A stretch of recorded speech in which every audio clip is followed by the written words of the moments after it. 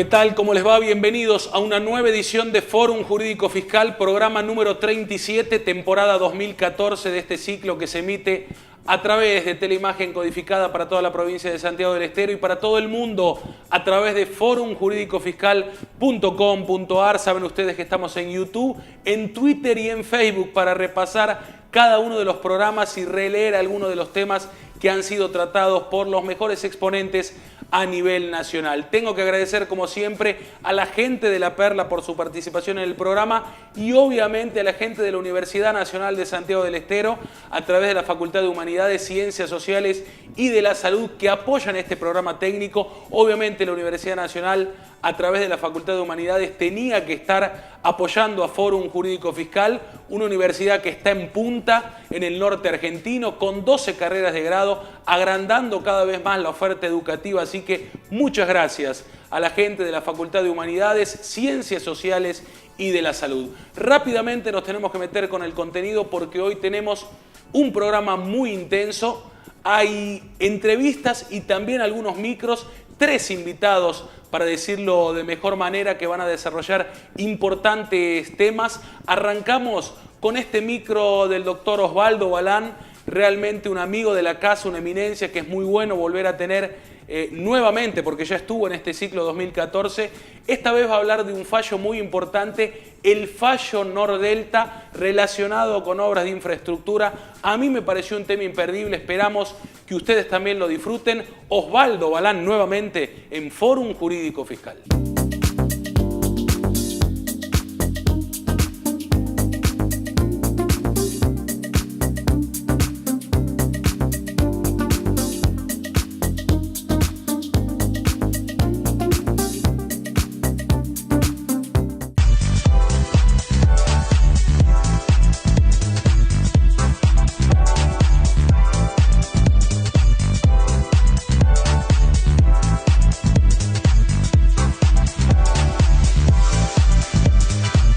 Hoy vamos a hablar de un temita vinculado con la actividad de la construcción, pero más puntualmente el tema de las obras de infraestructura en el impuesto al valor agregado, que en realidad tiene varias aristas y vamos a comenzar por la primera, que también es conflictiva. ¿Cuál es el tratamiento en materia de tasa? ¿Cuál es la tasa aplicable en el impuesto al valor agregado para las obras de infraestructura?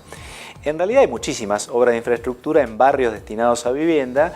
Estamos refiriéndonos al hecho imponible del tercero B de la ley del IVA, o sea, obras sobre inmueble propio, y no cabe ninguna duda que las obras de infraestructura encuadran en el artículo 3º, inciso B, porque de acuerdo al propio reglamento, se trata de obras que requieren aprobación o denuncia por parte de los organismos pertinentes.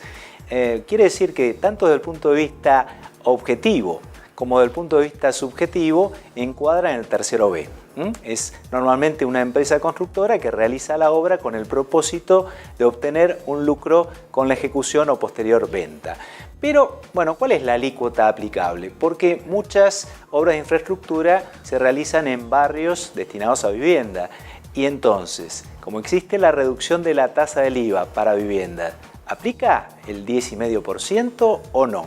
Lamentablemente, el decreto 1230 del año 96 dice que ninguna obra de infraestructura, ni siquiera las que tienen que ver con el propio funcionamiento de la vivienda, están alcanzadas por la reducción. Algunos podrían decir que el decreto se excedió, que el decreto va más allá de lo que dice la norma legal, pero bueno, no hemos visto hasta el presente en nadie que se haya animado a pelear o a discutir la ilegalidad del decreto 1230 del 96 en este punto, ¿sí?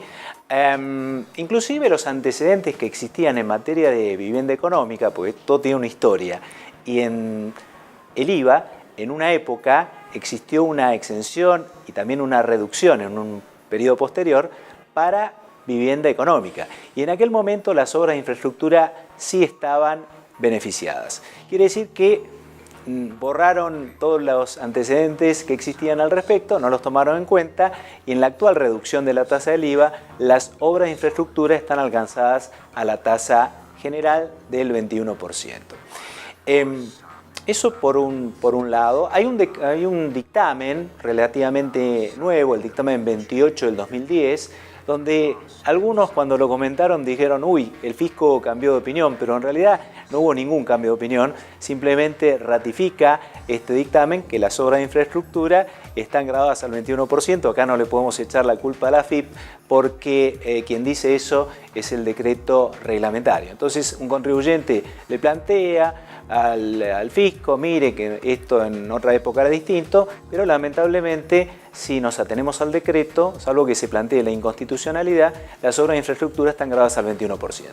Un tema adicional y más reciente y conflictivo tiene que ver con ciertos emprendimientos, y vamos a hablar puntualmente de la causa Nordelta y un fallo Nordelta del Tribunal Fiscal de la Sala A, porque ¿qué es lo que ocurrió? ¿Qué es lo que hizo Nordelta? Nordelta lo que hizo fue, y lo que hace, es vender lotes. Y lo que dice es que solo vende lotes. La venta de lotes está fuera del ámbito de la imposición en el impuesto al valor agregado. La venta de terrenos, ¿sí? La venta de inmuebles no está gravada. Y en realidad lo que hace también es vender una acción de una asociación civil que da derecho al adquirente a la utilización de los espacios comunes, de las instalaciones deportivas, etcétera, etcétera. Entonces, ¿qué hace Nordelta? ¿Qué hizo? Vendió un lote pelado, fuera del ámbito de la imposición, y dijo, yo lo que hago también es vender una acción de una asociación civil. ¿Cuál es el tratamiento de la venta de acciones en el impuesto al valor agregado? Están exentas. Y así lo planteó el negocio.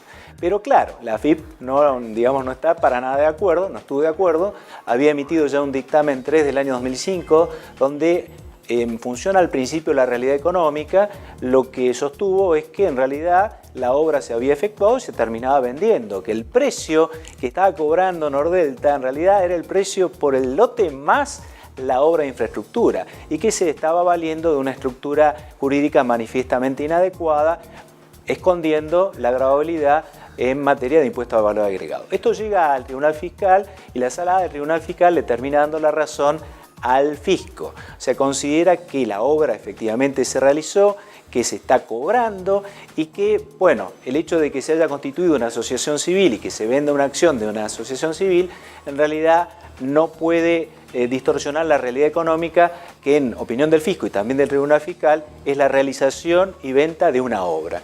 Y el otro tema que se discutió en Nordelta, importante porque hay pocos antecedentes, es la base imponible, porque hay una parte que está siempre fuera del ámbito de la imposición en materia de obra sobre inmueble propio, que es la parte atribuible al terreno. Lo que está grabado es exclusivamente la proporción que resulta atribuible a la obra. Y el artículo 10, que habla de base imponible, bueno, da una pauta. Dice que en primer lugar hay que considerar lo convenido por las partes, pero esto no puede ser menor a lo que resulte del avalúo fiscal. Y si no hay avalúo fiscal, hay que tomar los costos según el impuesto a las ganancias. Y en realidad lo que intentó decir Nordelta es que el valor del terreno era bajísimo y que había que tomar alguna pauta de algún avalúo fiscal o de alguna prueba de cuál era el valor de los terrenos, pero también termina perdiendo porque al no existir, al momento de la transferencia de los lotes a avalúo fiscal, la norma obliga a tomar los costos según el impuesto a las ganancias. Y el costo del terreno fue el costo de incorporación al fideicomiso, ¿sí? Y por lo tanto, en ambos cuestiones que se discuten, la principal, si correspondía o no la gravabilidad por la venta de acciones, y la secundaria, cuál era la base imponible, cuidado porque termina ganando el criterio fiscal.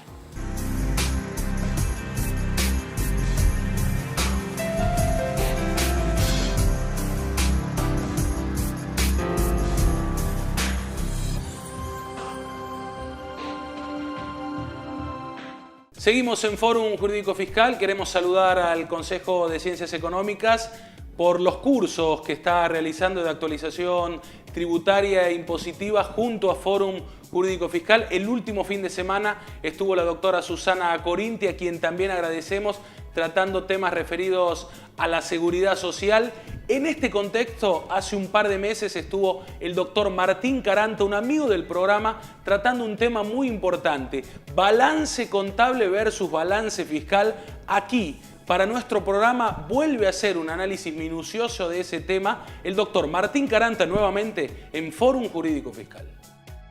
El tema es balance fiscal versus balance contable. Es sabido que las sociedades, cuando confeccionan la liquidación de impuesto a las ganancias, por manda del decreto reglamentario, deben partir del resultado que reflejan los estados contables, más precisamente el estado de resultados. Y sobre ese punto de partida deben efectuarse los ajustes a los efectos de adecuar el punto de partida conforme con la norma impositiva, es decir, con la ley del impuesto a las ganancias y con su reglamentación. A partir de esta metodología de liquidación se ha discutido bastante con respecto a la existencia de una autonomía entre el balance fiscal y con respecto al balance contable. Así, por ejemplo, podemos recordar el fallo Industrias Plásticas de Acord, donde el Tribunal Fiscal de la Nación, la Sala A, ha dicho que en principio no existe una autonomía del balance fiscal con respecto al balance contable, excepto en los casos en los cuales sí está marcada alguna diferencia, como por ejemplo podemos citar el caso de evaluación de inventarios, tratamiento de los malos créditos, gastos que no son deducibles o deducciones que pueden ser computables en base a alguna norma legal, como ser, por ejemplo, en su momento era el 10% del valor FOB. Eso entonces es lo que ha dicho la Sala del Tribunal, lo cual fue confirmado posteriormente por la Cámara Nacional de Apelaciones en lo contencioso administrativo federal. Pero es importante tener presente que más allá de estas distinciones que muy claramente están contenidas en la ley del tributo o en otras que sean de aplicación, nosotros, o los profesionales en ciencias económicas en general, partimos de un balance que es el punto inicial de nuestro trabajo como liquidadores del impuesto a las ganancias.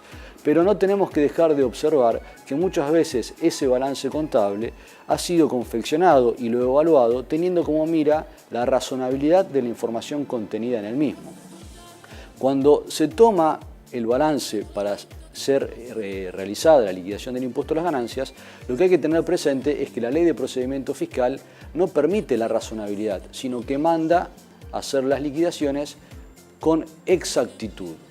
Entonces puede suceder que no haya en principio un error en el balance contable, sino que puede haber conceptos que no hayan sido revisados o que si han sido revisados por la auditoría no han sido ajustados porque no representaban un ajuste significativo o que vayase a alterar la razonabilidad de la información contenida en esos estados contables.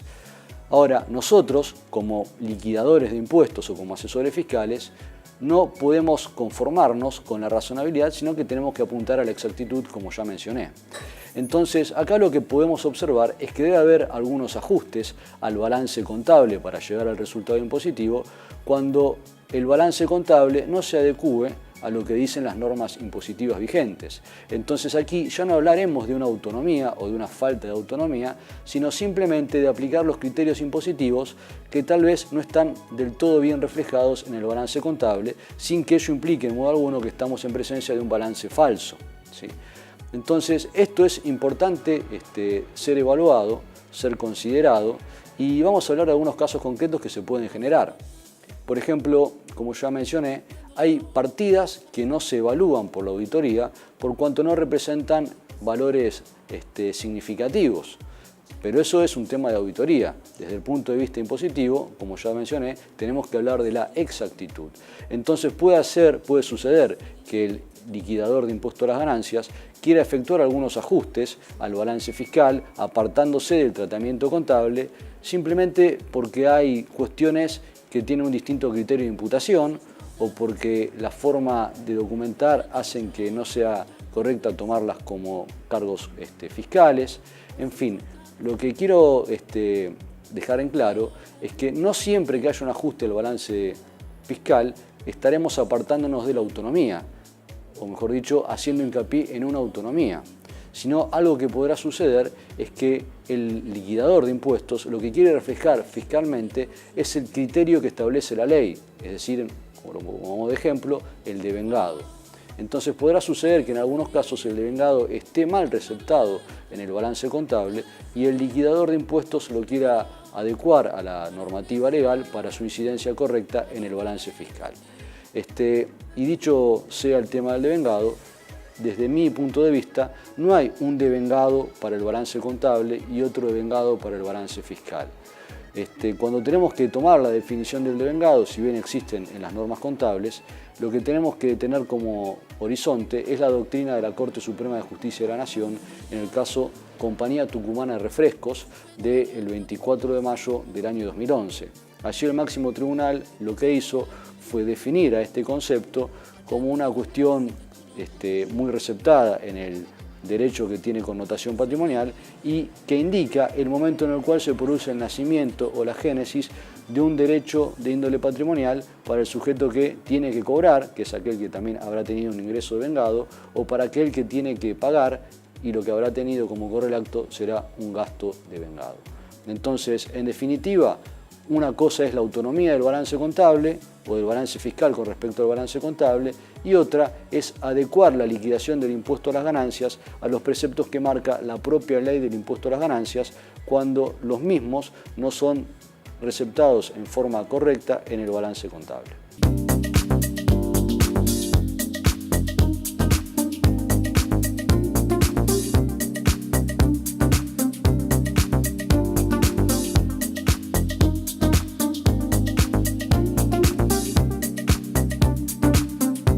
Como todos ustedes saben, a través de la ya derogada Ley de Reforma Laboral, aquellos empleadores que dieran de alta a un empleado dentro del periodo de vigencia de la ley podían hacer uso del beneficio en cuanto a la disminución en el pago de contribuciones. No era aplicable esta disminución al sistema de salud, es decir, a obras sociales, ni tampoco a las contribuciones de ART. También se dejaba establecido que incluso cuando la ley perdiera vigencia o fuera derogada, podrían seguir siendo utilizadas esas reducciones para aquellos empleados que hubieran sido dados de alta en el periodo de vigencia de la ley.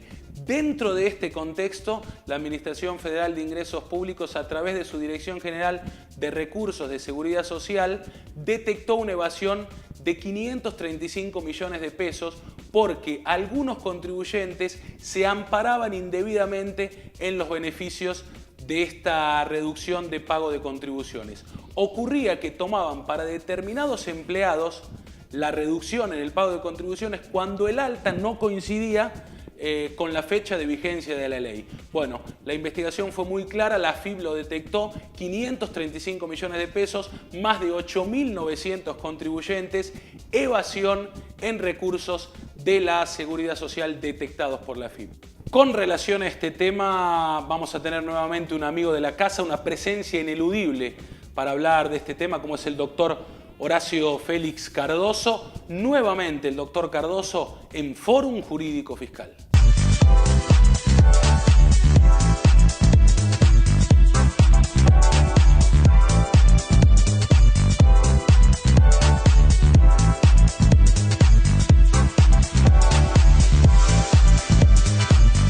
El tema a tratar hoy es el relativo a los delitos que se pueden cometer vinculados con los recursos de la Seguridad Social. ¿Qué es lo que tiene de interesante este tipo de delitos?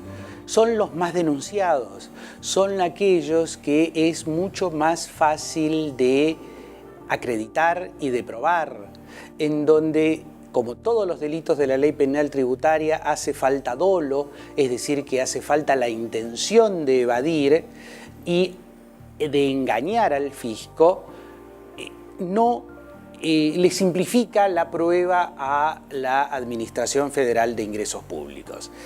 Para tener una idea, yo voy a empezar a hablar del delito más común de la ley penal tributaria relativa a la seguridad social, que es el artículo 9. ¿Por qué el artículo 9 y no la evasión simple previsional, que parecería ser más importante?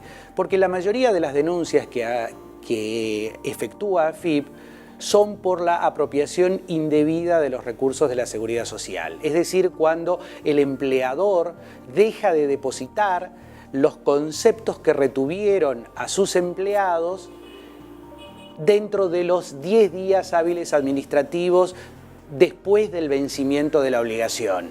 O sea que este es un delito que se comete a los 10 días del vencimiento. El requisito para que exista delito es que esta evasión sea o esta retención sea de más de 20.000 pesos por mes. Lo interesante de esto y lo peligroso para los contribuyentes es tener en cuenta que hoy pueden cometer este delito un montón de pequeñas empresas porque la parte retenida al personal puede superar fácilmente los 20.000 pesos, especialmente en los meses de junio y de diciembre, en donde por los aguinaldos los montos sujetos a retención crecen considerablemente. Y todos no pueden pagar, dificultades económicas financieras en las empresas o hasta a veces la decisión de evadir, algo que yo considero que no es tan usual.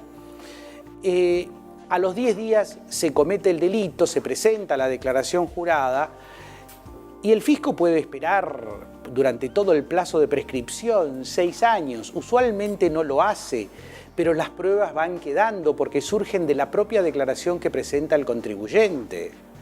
Entonces, este es un delito fácilmente cometible, tiene como característica que lo único que hace falta es el no pago dentro de los 10 días. Obviamente que al ser un delito doloso, las defensas del contribuyente pueden girar alrededor de no tenías posibilidades económicas financieras para poder pagarlo, esto afectaba a la supervivencia de la empresa, afectaba a la posibilidad de pagar sueldos.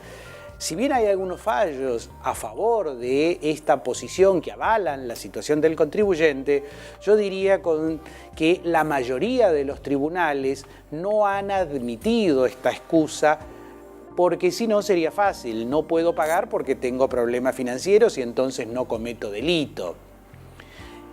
La noticia buena que surge después del dictado de la nueva ley penal tributaria es que la ley penal tributaria establece lo que se llama un arrepentimiento activo.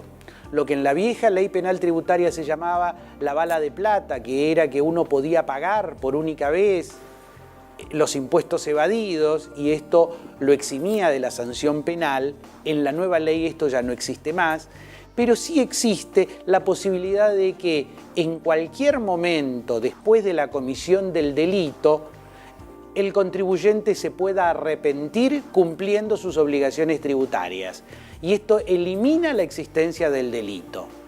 Por ende, es muy bueno tenerlo en cuenta y en aquellos casos que estos delitos se han cometido, cumplir la obligación tributaria. Hoy sería acogerse a un régimen de facilidades de pago, pagar directamente. Entonces, es un delito muy fácilmente, que se comete muy fácilmente, pero también podemos salir. El único requisito es que el fisco no me fiscalice. No sirve pagar después de la fiscalización. Sirve cuando ni siquiera tenemos la notificación del inicio de la inspección. Los otros delitos que se pueden cometer vinculado con los recursos de la Seguridad Social es el delito de evasión fiscal simple, que consiste en evadir engañando al fisco. La ley habla de cualquier ardido engaño, engañar al fisco por más de 80.000 pesos por mes. La realidad es que no hay muchos fallos de condena por este delito porque pocas veces el fisco tiene la prueba de este engaño. Este es el caso típico de empleos totalmente no registrados. Y al fisco le resulta difícil encontrar la prueba de que yo tengo 20 empleados que están totalmente en negro y de cuánto le pago. ¿Sí? Acá se suman los aportes y las contribuciones. El delito tiene su versión agravada. ¿Qué quiere decir? Que acá la sanción se eleva de 3 años y 6 meses a 9 años en el caso de que la evasión sea superior a 400.000 pesos o que se haya utilizado un prestanombre, un testaferro o una persona interpuesta, dice la ley, para ocultar al verdadero sujeto obligado. Estos son los 3 delitos que se pueden cometer vinculados con la seguridad social.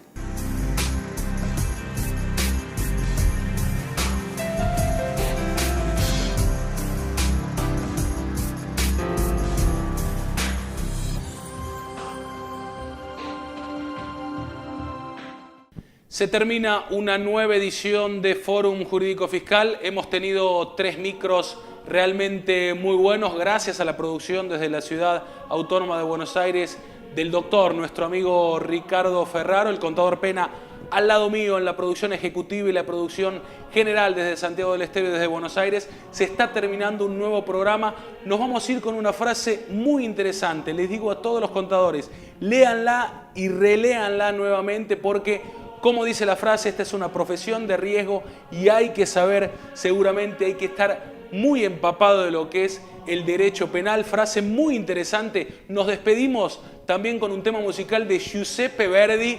Muy buen cierre de Fórum Jurídico Fiscal. Los espero la próxima semana con un nuevo programa a través de Canal 14. Síganos a través de forumjuridicofiscal.com.ar y en las redes sociales.